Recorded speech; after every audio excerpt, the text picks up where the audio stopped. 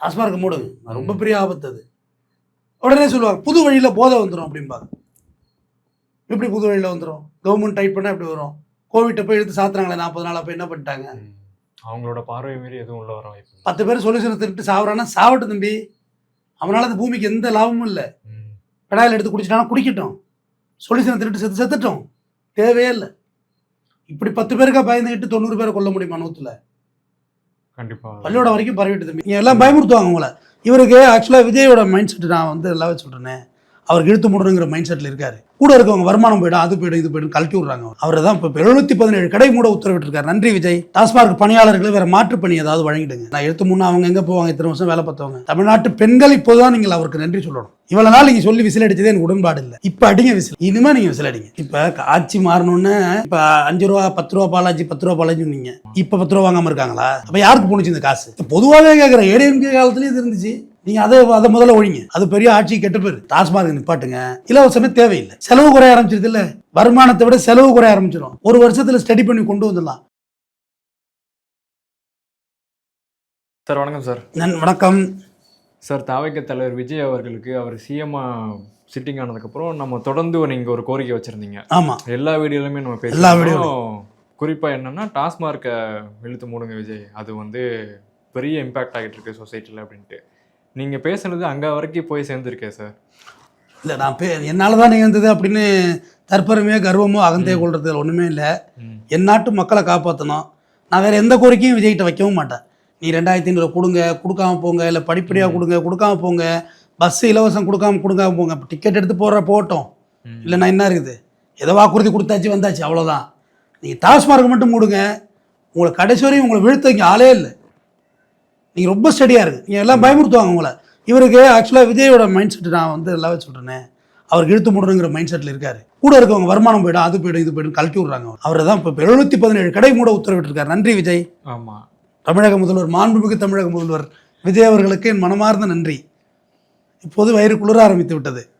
நீங்கள் டாஸ்மார்க்கை முழுவதுமாக மூடுங்கள். நீங்கள் சொன்ன மாதிரி இதே ஸ்பீடில் போனால் அடுத்த ஒரு 20-30 வருஷத்துக்கு அவர் அசைக்க முடியாது.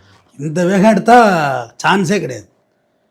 டாஸ்மார்க் பணியாளர்கள் வேறு மாற்று பணி ஏதாவது வழங்கிடுங்க. நான் எடுத்து முன்னே அவங்க எங்கே போவாங்க? இத்தனை வருஷம் வேலை பார்த்தவங்க. கண்டிப்பாக ஏதோ கவர்மெண்ட்டில் தமிழ்நாடு நூறு வாணிப கழகத்தில் எவ்வளோ வேலைகள் இருக்குல்ல, நெல் சென்ட்ரு, ரேஷன் கடை எங்கேயோ மாற்றி ஈத்தி போட்டு விட்ருக்கு. அது நல்லதும் கூட. ஏன்னா அவங்களையும் நான் அந்தராந்து விட முடியாது. அதனால டாஸ்மார்க் இழுத்து மூடுங்கள். வரி வருவாய்கள் வேறு வகையில் பார்த்து கொள்ளலாம். முதல் கட்டம் அதை நிறைவேற்றிருக்கீங்க, ரொம்ப நன்றி. இந்த பழைய ஏடிஎம்கே பீரியட் மாதிரி இப்போ காசை பூட்டிட்டு பின் கதவை திறக்காதீங்க. 100 மீட்டர் இப்படி வந்தால் வருதுன்னு சொன்னாங்கல்ல. இதுக்கு யாருக்கு நீங்கள் நன்றி சொல்லணும் தெரியுமா? பாட்டாளி மக்கள் கட்சி அன்புமணிக்கு. அவங்க தான் சுப்ரீம் கோர்ட்டில் வழக்கு போட்டாங்க. ஹைவேஸில் டாஸ்மார்க் மூட சொல்லி. ஹைவேஸில் போகிறீங்க தம்பி காரில், ஒரு பீர் சாப்பிடணும் உங்களுக்கு தோணுதுன்னா எங்கேயோ ஊருக்குள்ளே காட்டுக்குள்ளே கடை இருக்கா போவீங்களா? எங்காவது ரோடும் இல்லையா ஒன்றும் இல்லையா முண்டாம் ஜல்லிக்குள்ளே போதியாது, அதெல்லாம் போக முடியாதுன்னு கார் எடுத்துகிட்டு போயிடுவீங்க. அது ஹைவேஸில் பக்கத்துலேயே இருந்த ஆக்சஸ் இருந்தால் உள்ள விட்டுறாண்டிதாங்க. அதை தான் அன்புமணி போட்டார் ஹைவேஸ் உள்ள கடைக்கு. ஏடிஎம்கே எது பண்ணுவாங்க? கதவை அந்த பக்கம் திறந்தாங்க தம்பி. அதுக்கு வழி இப்படி ஒரு வழி இருக்கும்ல, அதுக்கு சுற்றி காட்டை சுற்றி 100 மீட்டர் வந்துட்டுட்டாங்க. செம்மல்ல. அதனால் விஜய் அவர்களுக்கு மனப்பூர்வ நன்றி. தமிழ்நாட்டு பெண்கள் இப்போதான் நீங்கள் அவருக்கு நன்றி சொல்லணும். இவ்வளவு நாள் நீங்கள் சொல்லி விசில் அடிச்சதே எனக்கு உடன்பாடு இல்லை. இப்போ அடிங்க விசில், இனிமேல் நீங்கள் விசில் அடிங்க. இது மட்டும் மாற்றாது. இன்னும் வந்து நிறைய இவங்க வந்து இன்ஸ்டண்டாக டாஸ்மார்க்கை நேற்று அதை பேசியிருந்தேன். சொல்யூஷன் குடிச்சு செத்து போட்டோம். அவெல்லாம் சாபக்கேடு தம்பி நாட்டுக்கு. 100 பேர் இருக்கான்னா 10 பேருக்காக மீதி 90 பேர் பழி கொடுக்கும். கொல்ல முடியாது, எதிர்கால சந்ததியினர் அழிக்க முடியாது. இன்னொன்று என்ன இப்போதைக்கு உடனடியாக செய்யறது வந்து செயல்படும் நேரத்தை மாற்றலாங்கிறது என்னுடைய கருத்து. உடனடியாக ஈவினிங் ஒரு 5 மணி, இப்போ 12 மணிக்கு ஓப்பன் பண்ணுறோம், 5 மணிக்கு ஓப்பன் பண்ணிட்டோம், 8 மணி வரை இருக்கட்டும், 3 மணி நேரம் மட்டும், 3 மணி நேரம் மட்டும். அடுத்து கடைகளின் எண்ணிக்கை குறைக்கணும். சிந்து புந்தெல்லாம் கடை தேவையில்லை, கியூவில் நிற்க வச்சு கொடுங்க. 2 போலீஸ் விட்டு வெளுங்க கியூவை மீறினாங்க. அப்போ வந்து நிற்க அழுப்பிடுவாங்க. எனக்கு ஒரு ஐடியா. அடுத்து பாரை முற்றிலும் ஒழிங்க.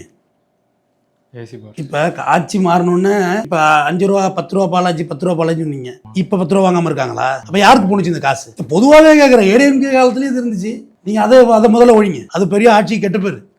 அந்த 10 ரூபா விஷயத்தில் தாங்க டிஎம்கே வந்து செந்தில் பாலாஜி மாட்டி எங்கே போய் நின்றுச்சு கடைசா குழப்பத்தில் போய். முன்னேறு பக்கம் ஜெயிலே வச்சு வெடிக்க பார்த்துட்டாங்களே. அதுக்கு சொல்கிறேன், அதை ஸ்டடி பண்ணுங்கள். ம். அடுத்து பார் இல்லைன்னா, பார் இல்லாத டாஸ்மார்க் இருந்தால் கட்டாயம் வாங்கிட்டு தான் போகணும். நீ வாங்கிட்டு போய் வீட்டில் குடி. வீட்டில் வச்சு குடிக்க முடியாது. வீட்டில் குடிக்க முடியாது, எல்லா நேரமும் முடியாது, குடி குறையும். ம். வீட்டுக்கு போயிட்டு பத்தலைன்னா மறுபடியும் டாப் அப் பண்ணுறது கடைக்கு வர மாட்டா, கடுப்பாக இருக்கும். கடை சாத்திடுவாங்க அதுக்குள்ளே 8 மணிக்கெல்லாம். கடையில் உட்காந்தாலும் வாங்கி வாங்கி மேலே மேலே ஊற்றிட்டே இருக்க. ஆமாம். ஸோ அதுவும் எனக்கு ஒரு ஐடியா இருக்குது. ம். டயத்தை குறைச்சிடலாம். டயத்தை குறைச்சிட்டு பார் கிடையாது, வாங்கிட்டு போய் எங்கேயோ போய் வச்சு குடி, இங்கே குடிக்காத. அதில் வந்து கூட்டம் குறைஞ்சிரும். அது ஒரு முன்னெடுப்பாக இருக்கலாம். வயது வரம்பு இன்னும் கொஞ்சம் கண்ட்ரோல் பண்ணணும். இப்போ 18 வயது கீழ் உள்ளவர்கள் வந்தால் வழங்கலைன்னு சொல்கிறாங்க. எங்கே வழங்கலை? அப்படி கொடுத்துட்டு தான் இருக்காங்க. எங்கே சில வழங்கலை? கடைகளில் செக் பண்ணுறாங்க. ஒரு அமைதி படம்னு ஒரு படம், அது ரீ ரிலீஸு. ஆமாம். இவன் வயசு என்ன, இவனுக்கு 7-7 வயசாகுது. மீசை எடுத்திருந்தாப்பா ஆ. சார், 118 உள்ளே விட மாட்டேன்ட்டாங்க. ஓ. அப்புறம் பஞ்சாயத்து கட்டியாக ஆதார் கார்டெல்லாம் எடுத்து காமிச்சு உள்ளே போனோம். ம். ஒரு தியேட்டரில் இதை கடைப்பிடிக்க முடியுது. குடிக்கிற இடத்துல படம் பார்க்குற இடத்துல கடைப்பிடிக்கிறான், குடிக்கிற இடத்துல கடைப்பிடிக்க முடியாதா? கண்டிப்பா. ஏன்னா தேட்டருக்குள்ள போய் ஃபைன் அடிச்சு விட்ருவாங்க. ம். ஆஃபீஸர்ஸ் வந்தான்னா ஃபைன் அடிச்சு விட்ருவாங்க. தியேட்டருக்கு ஃபைன். அந்த சர்டிஃபிகேட் உள்ள படம் பார்த்துக்கிட்டே இருப்பாங்க. ம். ஸோ வயது வரம்பு வந்து ஈவன் குடிச்சிருந்தாலே ஒருத்தன் குடிச்சிருக்கான் ஒரு பையன்னா, எந்த கடையில் வாங்கினேன்னு சொல்லி அந்த கடைக்காரருக்கு பெனால்ட்டி அடிக்கணும். குறைந்தபட்சம் ஒரு சஸ்பென்ஷன் கொடுங்க. ம். சில அதிரடியாக செய்யுங்க விஜய். அப்போ தான் பயங்கரமாக மக்கள் உங்களை அந்தளவு நேசிச்சிருக்காங்க. போட்டு வரட்டு இழுப்பாக இழுக்காமல் அதிரடியாக செய்ய வேண்டியது தானே. அப்போ என்னன்னாக்க கண்டிப்பாக யோசனை பண்ணுவாங்க. ஆமாம். யாருக்கு வாங்கிட்டு போகிற, எங்கே வாங்கிட்டு போகிற, யார் கொடுத்தா, எல்லாருமேலேயும் வழக்கு போடுறது. கேள்வி கேட்க ஆரம்பிச்சாலே தப்பு பண்ண மாட்டாங்க நிறைய பேர். எல்லாருமேலேயும் வழக்கு போடுறது. தம்பி, அதுக்கு முன்னாடி பிட்டு படம் ஓடுற தேட்டர் இருந்து தெரியுமா உங்களுக்கு தான்? நீங்கள் உங்களுக்கு தெரிஞ்சிருக்க வாய்ப்பு இருக்கா?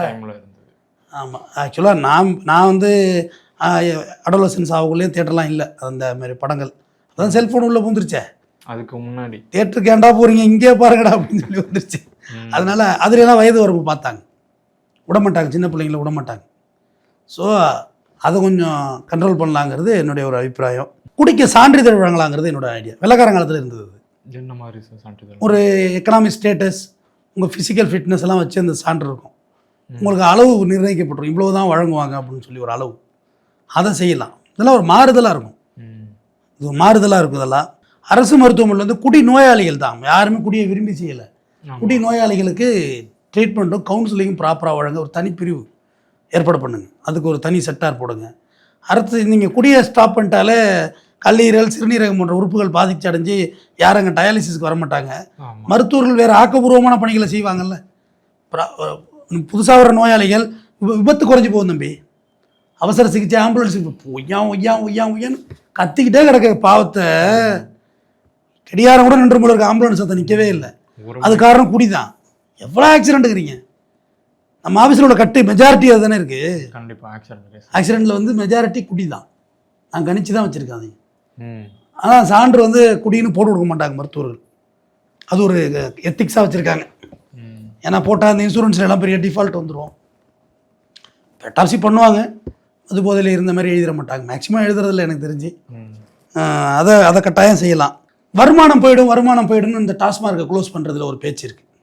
ஆமாம் சார், மெஜாரிட்டி அதில் அந்த பங்கு தான் இருக்குது. அப்படி தாயின் மாரில் பால் குடிக்கலாம், தாயின் மாரை எடுத்து ரத்தம் குடிக்க முடியுமா?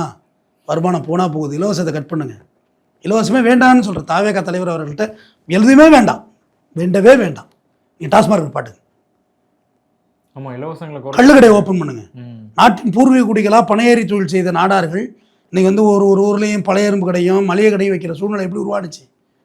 அவங்களுடைய புராதனமான தொழில், ட்ரெடிஷ்னல் தொழில் பனை ஏறுதல், கல் இறக்குதல், பதநீர் இறக்குதல், பணங்கட்டி பகரப்பட்டி செய்தல், பனைமட்டை வேலை செய்தல், இதுதானே அவங்களோட தொழில்.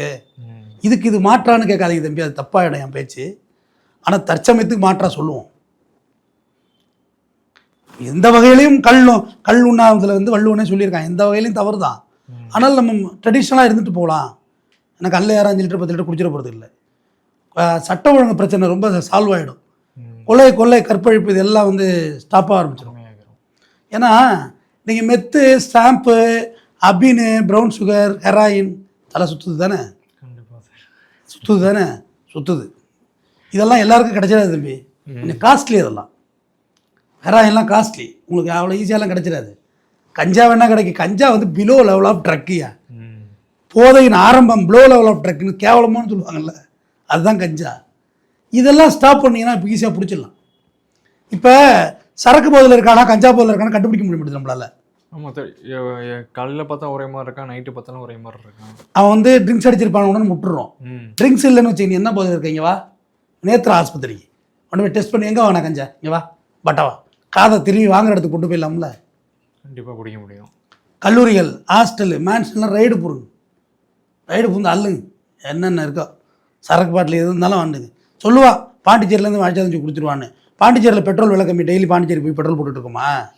பைத்துக்கார மாதிரி எல்லாம் பேசுனா எப்படிங்க? பாண்டிச்சேரி வழியாக ஊருக்கு போகிறப்ப பெட்ரோல் போடுறோம், டீசல் போடுறோம், அப்படி தானே. ஒரு டேங்க் போடலாம், 40-50 லிட்டர் பிடிக்கும். 50 500 மிச்சம்யா. 500 ஒரு டிஃபன் சாப்பிடலாம் ஒரு ஃபேமிலி உட்காந்து, சாப்பிட முடியாது.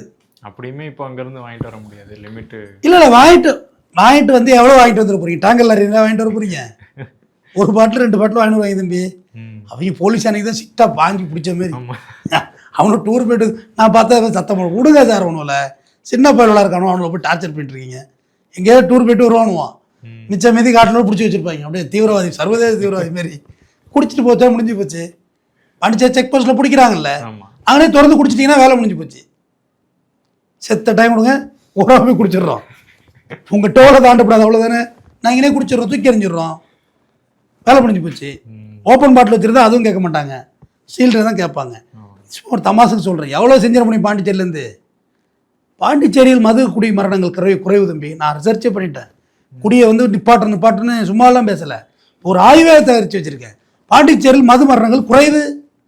அவங்களுக்கு அந்த கன்சியூம் பண்ணுற ஸ்டைலு ஃப்ரெஞ்சுக்காரனை பார்த்து அவங்களுக்கு அறிவு இருக்குது. இவ்வளோ மதுப்பட கடை இருக்குல்ல, பாண்டிச்சேரி ஒயின் ஷாப் அதில் வேணா பிளாட்டாக கிடக்குறான வாப்போம், ஒருத்தனை காட்டு இருப்பான், நம்மளால அங்கே போயிருப்பான். ஆமாம், நான் பார்த்துட்டேன். அவங்க ரொம்ப அளவாக கன்சியூம் பண்ணுறாங்க. சின்ன பாட்டில்ஸ் வரையும் இருக்குது, கட்டிங் வரையும் விற்கிறாங்க. அளவுக்கு வாங்கி குடிச்சிட்டு போயிட்டே இருக்கணும். அவன் ஸ்டைலே வேறு மாதிரி இருக்குது. காலைல 12 மணிக்கு தகர தட்டிட்டு நிற்கிறாங்க. என்னையா கொடுமை அது? எப்படிப்பட்ட ஆன்றோர் சான்றோர் தமிழ் குடிகளெல்லாம், தமிழ் குடிகள் இல்லை, தமிழ் குடிகள் வாழ்ந்த வீடு. அதை வந்து கண்டிப்பாக அதுக்கு வழிவகை செய்யணும். மாற்று யோசனை, வருமானம் போனால் போகுது, இலவசத்தை கட் பண்ணிடுவோம்.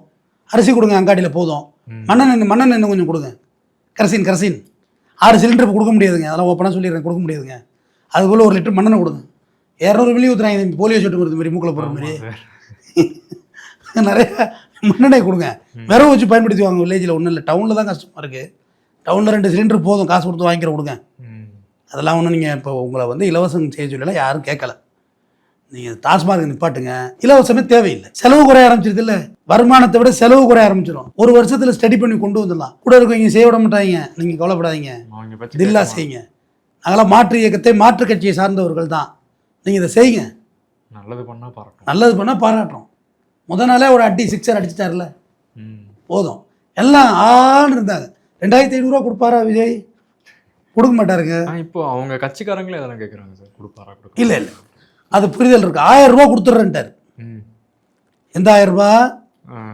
டிஎம்கே பீரியட்ல 1000 ரூபா கொடுத்துட்றேன், அடுத்தடுத்த வருஷத்தில் 500 ஏற்றி என் ஆட்சி காலத்தில் தான் சொல்லியிருக்காரு அவர்.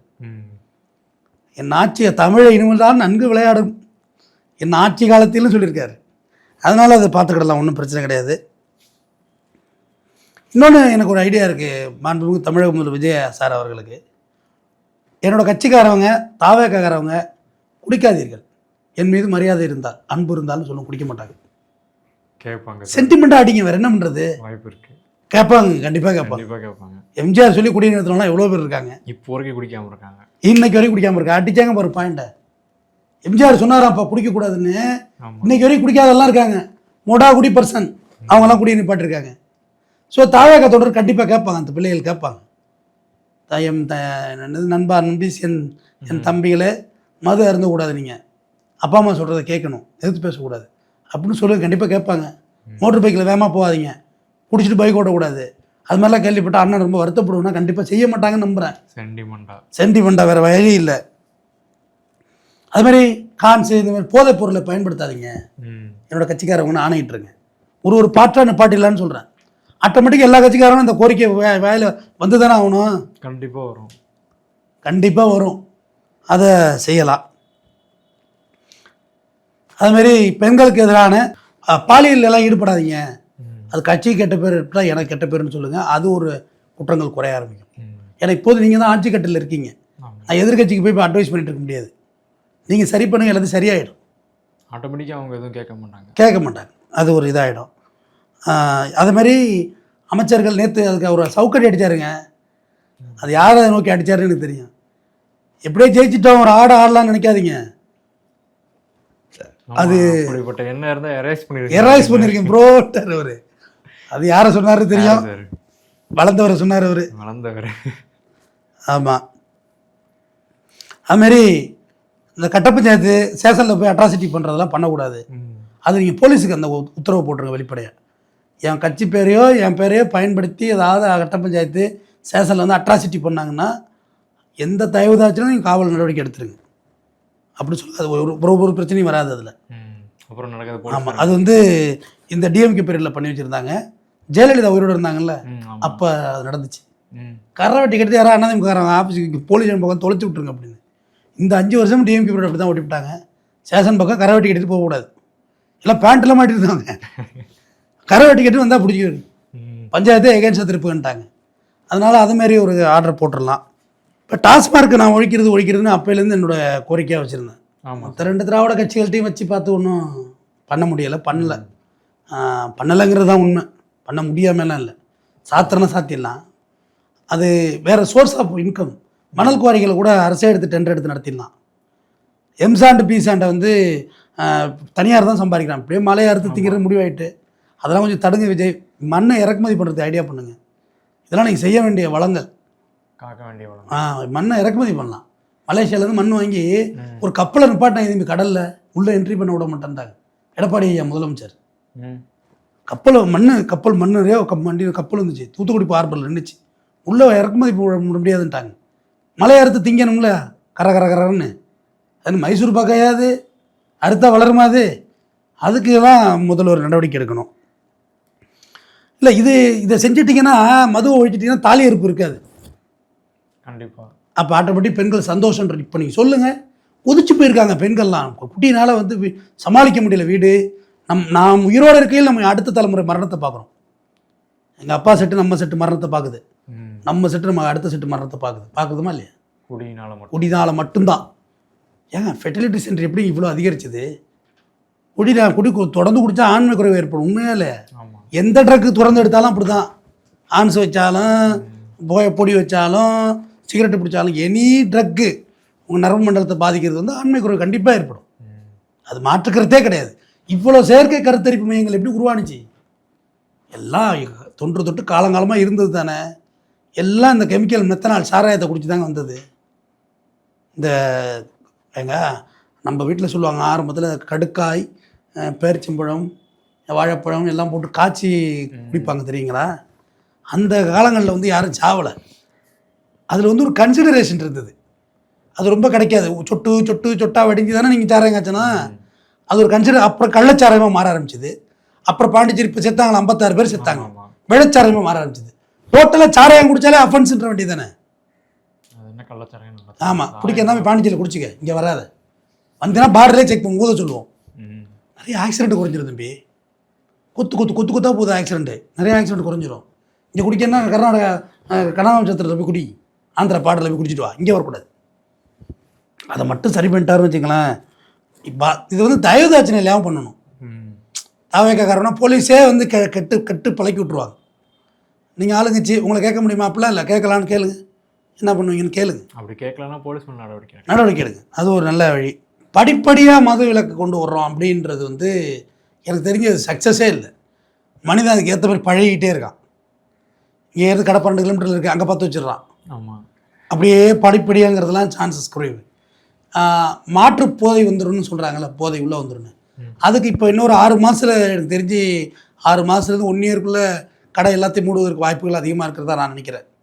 என்னுடைய ஒரு கருத்து கணிப்பு. எல்லா கடைகளையும் மூட வேண்டும். மூடுங்கள் ஐயா, உங்கள் பொறுப்பாக மட்டும் கேட்குறேன். சரக்கடையை மூடுங்க. அப்போ இன்னையிலேருந்து மாற்று போதை உள்ளே வராமல் இருக்குது என்னென்ன வழிகள்னு பார்த்துடணும். கஞ்சாவோட என்ட்ரி எல்லாம் இன்னையிலேருந்து பயங்கரமாக டைட் பண்ண ஆரம்பிச்சிடணும். கஞ்சா புழக்கத்தில் இருக்கா இல்லையா? இருக்கு. சரக்கை விட அது ஈஸியாக தான் இருக்குது. எங்கள் வில்லாப்பத்தில் இருக்குது. கஞ்சாவோட ஆதிக்கத்தையெல்லாம் இன்னையிலேருந்து கொஞ்சம் கண்ட்ரோல் பண்ணிட்டோம்னா அது ஏதாவது ஒரு 5% பீப்புள்ஸ் இருப்பாங்களா, கஞ்சா போதை 10% வச்சுங்களேன். ஆனால் சரக்கு 90% பீப்புள்ஸ் இருக்காங்க. ஈஸியாக கிடைக்குதுல்ல தம்பி. அதாவது இதை வந்து ஒரு நார்மலைஸ் பண்ணிட்டாங்க குடிக்கிறதுன்னு சொல்கிறேன். குடி வந்து சாதாரண விஷயம் தாங்க, யார் குடிக்கலை அப்படின்ற பேச்செல்லாம் வந்துட்டு, குடி தவறுங்கிறத விட யார் குடிக்கலை எல்லாரும் தான் குடிக்கிறாங்க அப்படின்னு. தவறுன்றது இல்லாமல் போயிட்டு இப்போ சர்வசாதாரணமாயிட்டு. அதை கொஞ்சம் நார்மலைசேஷன் உடைக்கணும். அது அவரால் மட்டும்தான் முடியும். அவர் நினைச்சாருன்னா ஸ்டாப் பண்ணிடலாங்க. இப்போ முதல் ஸ்டெப் எடுத்து வச்சிருக்காரு. இப்போ சட்டம் ஒழுங்கு பிரச்சனை வருது, அது வருது, போலீஸ் யார் அக்யூஸ்ட் யாருன்னு தெரியல தம்பி. போலீஸ் அடிக்க போயிடறான். அப்போ நிதானத்தில் செய்வான் அந்த வேலையை பண்ண மாட்டான். எத்தனை கொலை ஒரு நாளும் எத்தனை கொலை, டெய்லி கொலை, கள்ள தூக்கி போடுறது தலையில், போகிற போக்கில் ரோட்டை கிடக்கு ஸ்டே வஞ்சிருக்க தள்ள கள்ள தூக்கி போட்டு போகிறான். இவன்லாம் என்னத்தை கொண்டு சேர்க்கறது?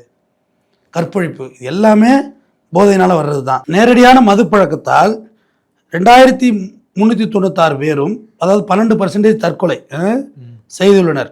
இது தவிர மதுவினால் ஏற்படும் குடும்ப பிரச்சனைகளால் 7788 பேரும், தீராத வயிற்று வலியில் 2196 பேரும், மனநோயால் 998 பேரும் உயிரை மாய்த்துள்ளனர். இது டேட்டா. எவ்வளோ குடியினால் மட்டும் ஏற்பட்ட மரணங்கள், விபத்தை கழிச்சு விபத்தை சேர்த்திங்கன்னா எங்கேயே போய்டும் லிஸ்ட்டு. அப்போ நம்ம இதுக்கு எதிரான மது அருந்துவதால் ஏற்படும் விளைவுகள் அந்த வந்துட்டு விபத்தில் ஆண்டுக்கு 2,98,000 பேர் மரணம். உயர்நீதிமன்றம் அதிருப்தி. விபத்தினால மட்டும் வெறும் ஆக்சிடென்ட் பேட்டர் 2,98,000 பேர் பர் இயர். உயர்நீதிமன்றம் அதிருப்தி. பேப்பரில் வந்த நியூஸ் தான் இது. இயரை சொல்லிடுறேன். டிசம்பர் 2, 2025 வந்த செய்தி இது. அந்த இயரில் மட்டும் அவ்வளோ பேர் இறந்துருக்காங்க. உயர்நீதிமன்றம் அதிருப்தி, என்ன அப்படி இருக்குது அப்படின்னு சொல்லி. நாட்டிலேயே தமிழ்நாட்டில் தான் அதிகபட்சமாக 64,105 சாலை விபத்துகளில் 18,884 பேர் இறந்துள்ளனர். அதில் 12,000 பேர்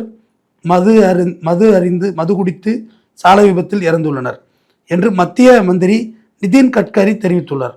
அதுபோல் தமிழ்நாடு மாநிலம் குற்றாவண காப்பகம் வெளியிட்ட அறிக்கையில் சாலை விபத்துகளில் 18,074 பேர் இறந்துள்ளனர். அதில் 13,500 பேர் மது போதையினால் சாலை விபத்தில் இறந்துள்ளனர் என்று கூறியுள்ளது. இது வந்து சோசியல் மீடியாவில் வந்த ஒரு செய்தி. இது தெளிவாக ஆவணத்தில் சொல்லிடணும்ல. ஏன்னா டிஸ்கஷன் ஃபார் கவர்மெண்ட் கரெக்டாக. நம்ம யாரோ பொதுவெளியில் பொது விஷயத்தை நம்ம டிஸ்கஸ் பண்ணலை, கொஞ்சம் டேட்டாவோட கொடுத்துடணும்ல. அரசாங்கத்தோடு பேசிக்கிட்டு இருக்கோம்ல தம்பி. அப்போ அரசாங்கத்தோடு பேசல நம்ம ஜாக்கிரதையாக அதை தகவல் கொடுத்துறது நல்ல விஷயந்தான். மதுவை நீங்கள் டோட்டலாக ஒழிச்சு எடுத்துட்டிங்கன்னா என்ன பண்ணுவீங்க? சும்மா தான் இருப்பீங்க. சும்மா இருக்குது, ஏய் வாடா ஒரு வேலை இருக்கு போகலாம் அப்படிம்பீங்க. வேலையெல்லாம் செட் ஆகுது, வேர்வா அண்டாதுடா அப்படிம்பாங்க வடிவேல் மாதிரி. ஒரு நாள் சொல்லுவான், 2 நாள் சொல்லுவான். எத்தனை நாள் செலவு காசு வேணும், ரீசார்ஜ் பண்ணணும், செல்ஃபோன் வாங்கணும், காசு வேணும்ல. வேலைக்கு போயிடுவான். வேலைக்கு போயிட்டால் காலைல 10 மணிக்கு வேலைக்கு போயிட்டானா சாயந்தரம் 5 மணி வந்தாக்க 5 மணி 6 மணி வர்றான்னு டயர்டாக இருக்கும், படுத்துருவோம். நம்ம கப்புன்னு சோத்து தின்ட்டு படுத்துருவோம். அப்புறம் வடநாட்டுக்காரன் வந்துட்டான், வேலைக்கு வந்துட்டான் ஏன் லொப்பது போட்டு குதிச்சுக்கிட்டு நம்மளே வேலை எக்ஸஸ் ஆகிடுவோம். நாடு வந்து மிக பொருளாதாரத்தில் வந்துடும் தம்பி. ஆளில்லா திண்டாட்டம் போயிடும், வேலைவாய்ப்பு தானாகவே உருவாகும். குட்டியை ஒழிங்க தானாகவே வேலைவாய்ப்பு உருவாகுதா இல்லைன்னு பாருங்கள். எவ்வளோ பேர் குடினால பாதிச்சுட்டு இந்த இறப்பு டேட்டாவெலாம் கொடுத்துருக்கோமே. இது போல் ஸ்ட்ரோக் வந்தவனெல்லாம் கணக்கில் வரல, செத்தவன் லிஸ்ட் மட்டும் தானே கொடுத்துருக்கோம். ஆக்சிடென்ட் மட்டும் தான் கொடுத்துருக்கோம். கை கால் போனது அதெல்லாம் கணக்கில் வரல. இல்லை ஏன்னா இந்த மது விலக்கை பற்றி நான் தொடர்ந்து பேசிகிட்டு இருக்கேன்னா, நான் ஒரு சாமானியான மக்களோட மக்களாக நான் இருக்கேன். என் கண் முன்னே எல்லாரோட அழிவையும் நான் பார்த்துட்டு தான் வர்றேன். குடிக்க காசு இருக்குங்கிறது வேறு விஷயம். ஆனால் குடிகாரனாகி பிச்சை எடுக்க வச்சுட்டாங்க கடை வாசல்லையே. நம் நாட்டு மக்கள் பசிக்கா பிச்சை எடுக்கலாம், தப்பு கிடையாது. போதைக்கே பிச்சை எடுக்கக்கூடாதுல்ல. இப்போ டாக்டர் பத்மஸ்ரீ கமலஹாசன் அவர்கள் மக்கள் நீதி மய்யம் கட்சி தலைவர், எம்பி வேறு, டிஎம்கே கவர்மெண்ட் தானே எம்பியாக கிடைச்சவரை. அவர் வந்து இந்த 717 கடைகள் தமிழ்நாடு கவர்மெண்ட்டை இன்றைக்கி மூடினதை விஜய் அவர்களுக்கு நன்றி தெரிவித்து போட்டிருக்கிறாரு. அப்போ எந்த அளவுக்கு ஒரு விஷயத்துக்கு வேண்டி எல்லாருமே இங்கே தயாராக இருக்குங்கிறத பாருங்கள். எல்லாருமே நீங்கள் வந்து ஈவன் தாவேக்கா தொண்டர்களை பெண்களை கூப்பிட்டு கேளுங்க ஒயின் ஷாப் பற்றி, அது ஒரு கொடுமையை அவங்க சொல்லுவாங்க. திருந்தவே மாட்டான் தம்பி அப்படிம்பாங்க. அப்போ வந்து அது நீங்கள் மூணுனீங்கன்னா அவங்க உங்களுக்கு என்றைக்குமே நிற்பாங்க. யாரை கூப்பிட்டு கேட்டாலுமே அவங்க தான். ரைட், எந்த கட்சிக்காரங்களும் சொல்லுங்க, அந்த புடியின் உக்கிரம் வந்து அதிகமாக இருக்கும். அதனால் நீங்கள் வந்துட்டீங்க, வர்றதுக்கு முன்னாடி சொல்லியிருக்கணும் அப்படின்றதெல்லாம் இல்லை, வந்த பிறகு செய்யுங்க. நீங்கள் தப்பு பண்ணலையே, நீங்கள் நல்வழிப்படுத்த பார்க்குறீங்க, எங்களை நல்வழிப்படுத்துங்க, கடையை மூடுங்க, நல்வழி ஆகிட போகுது. குப்பை மாரி குடிசை மாரி இருக்கு அந்த கடைக்கு என்ன வாடகை தெரியுமா? டாஸ்மாக் கடை சொல்கிறேன் மாறி இருக்குங்க, பழைய கட்டடம் அந்த லிட்டிகேஷன் ப்ராப்பர்ட்டி மாரி இருக்குது, அதுக்குள்ளே டாஸ்மாக் இருக்குது, வாடகை ஒலிக்குது காசு. பாருக்கு எப்படி லைசன்ஸ் வந்துச்சிங்க? நீங்கள் ஒரே வழி, இந்த உலகத்தை முடிட்டீங்கன்னா இந்த பெண்களுக்கு 1000 ரூபாய் கொடுக்குறது, நீங்கள் பொது வாக்கெடுப்பு எடுத்தால் கூட மாதம் 1000 ரூபா கொடுங்க போதும், காசு இல்லை இப்போதைக்கு, பிறகு தர்றேன்னு சொல்லிவிடுங்க, சொல்லிவிட்டு இழுத்து மூடுங்க.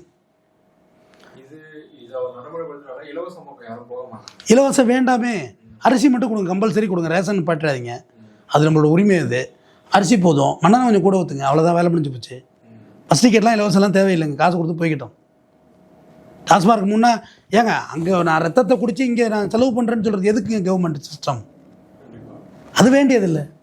இதுவும் தரல அதுவும் தரல, நாட்டை நல்ல வழியாக நடத்துகிறேன், ஊழல் இல்லாத ஆட்சி தர்றேன், நீங்கள் தாங்க, இதை சாத்துங்க, இதை மதுபான கடைகளை மூடுங்க. ஏன்னா கோர்ட்டு தலையிட முடியல, அதுக்கு நாங்கள் ட்ரையெல்லாம் பண்ணி பார்த்தோம், பொதுநல வழக்கெல்லாம் ட்ரை பண்ணோம். சும்மாவெல்லாம் நான் உட்காந்து பேசுகிறேன் தம்பி, இது என்னுடைய 10 ஆண்டு கால கோபம். நான் இப்போ இருக்கிறது, நான் கோர்ட்டுக்கெல்லாம் ட்ரை பண்ணேன் பொதுநல வழக்குக்கு. அரசின் கொள்கை முடிவில் வந்து கோர்ட்டு தலையிட முடியாதுன்னு ஒரு நாம்ஸ் இருக்குது அரசியலமைப்பு சட்டத்தில். கவர்மெண்ட்டோட கொள்கை முடிவு, இப்போ இலவச பஸ் கொடுக்குறது, அரிசி கொடுக்குறது, மழை வெள்ளத்துக்கு இந்த இனம் கொடுக்குறதெல்லாம் வந்து அரசோட கொள்கை முடிவு.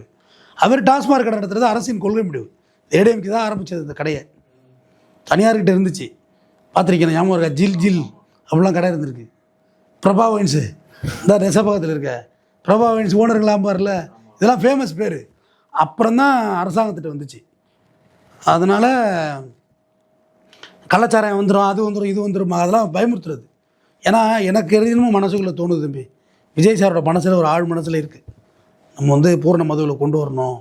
அவரும் டெய்லி பார்க்குறாரு தானே கூத்த, அட்டூழியத்தை பார்க்குறாரு தானே. அப்போ இதை செய்யணும், அந்த போதை வந்துடும், இந்த போதை வந்துடும், அதை பார்த்துக்குவோம். அது 10% தான், அதை நம்ம ஃபேஸ் பண்ணலாம், பிடிச்சி கொடுத்துடலாம்.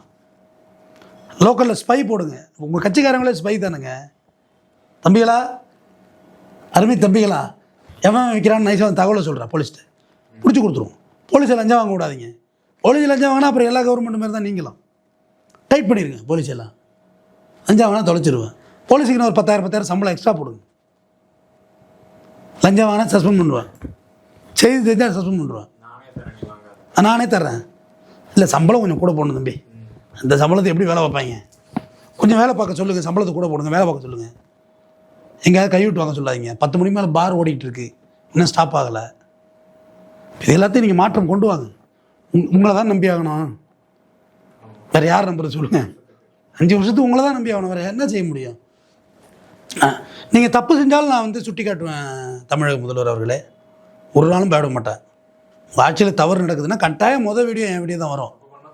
தப்புனா தப்பு தான், சரினா சரி. நீங்கள் எவ்வளோ மகிழ்ச்சியாக இருக்கும் தெரியுமா? நேற்று நான் பேசிட்டு போகிறேன், நீங்கள் அறிவிப்பு கொடுக்குறீங்க, எவ்வளோ மகிழ்ச்சி எனக்கு. இப்படி நானே ஜெயிச்சிட்ட மாதிரி சந்தோஷம் மனசுக்குள்ளே, எனக்கு அது ரொம்ப சந்தோஷமாக இருந்தது. ஆமாம், நான் மதுவுக்கு எதிராக ரொம்ப வருஷமாக குரல் கொடுத்துட்ருக்கேன். கோர்ட்டுக்கு போய் எங்களால் சக்ஸஸ் பண்ண முடியல.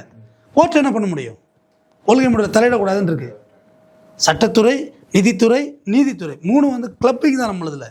ஒன்றுக்கு ஒரு மியூச்சுவல் அண்டர்ஸ்டாண்டிங் இருக்குது, இதில் நீ கேட்கக்கூடாதுன்னு இருக்குது. கேட்கல, அப்போ நான் என்ன பண்ணுறது? வேறு எங்கேயும் போகிறது வழி தெரிலாத்தா, எனக்கு வேறு வழி தெரிலாத்தா. இப்போ நீங்கள் தான், நான் ஈவன் டிஎம்கே பீரியட் இருந்தப்பையும் இதை பற்றி பேசிகிட்டு தான் இருந்திருக்கேன். அவங்க ஒரு 500 கடை முன்னாங்க. யார்? டிஎம்கே பீரியட் வந்தோடனே ஒரு 500 கடை முன்னாங்க. அதெல்லாம் பத்தாது, பூர்ண மதுவிலக்கே கொண்டு வாங்க.